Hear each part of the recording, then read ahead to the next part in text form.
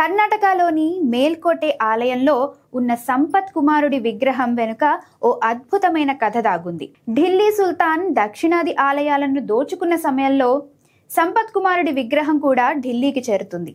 అయితే మేల్కోటె ఆలయంలోని విగ్రహాన్ని తిరిగి తీసుకొచ్చేందుకు శ్రీ రామానుజులు స్వయంగా ఢిల్లీ వెళ్తారు. రామానుజులను చూసిన ఢిల్లీ సుల్తాన్ సాదరంగా ఆహ్వానించగా తాను వచ్చిన పని గురించి చెప్తాడు. రామానుజుల వారి మాటను కాదనకుండా ఆయన్ను ఓ గదిలోకి తీసుకెళ్లి విగ్రహాలను చూపిస్తాడు. అప్పుడు రామానుజులు సంపత్ కుమార, రా తండ్రి రా అని పిలుస్తాడు.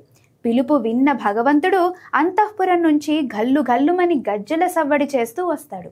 ఆ దృశ్యాన్ని చూసి అందరూ ఆశ్చర్యపోతారు. తనను ఢిల్లీ సుల్తాన్ కూతురు ఎంతో ప్రేమగా చూసుకుందని చెప్పి విగ్రహం కన్నీరు పెట్టుకుంది. అనంతరం విగ్రహాన్ని మేల్కోటేలో పునఃప్రతిష్ఠ చేసే సమయంలో ఢిల్లీ సుల్తాను, అతని కుమార్తె కూడా హాజరవుతారు. ఆ తరువాత రాజకుమారి అక్కడ ఉండిపోయి స్వామికి భక్తురాలిగా మారిపోయింది. అనంతర కాలంలో ఆ రాజకుమారి బీబీ నాంచారిగా మారి స్వామిలో ఐక్యమైపోతుంది. భక్తి, ప్రేమ, అద్భుతం మేళవింపుగా ఈ కథ నేటికి మేల్కోటేలో ప్రతిధ్వనిస్తోంది.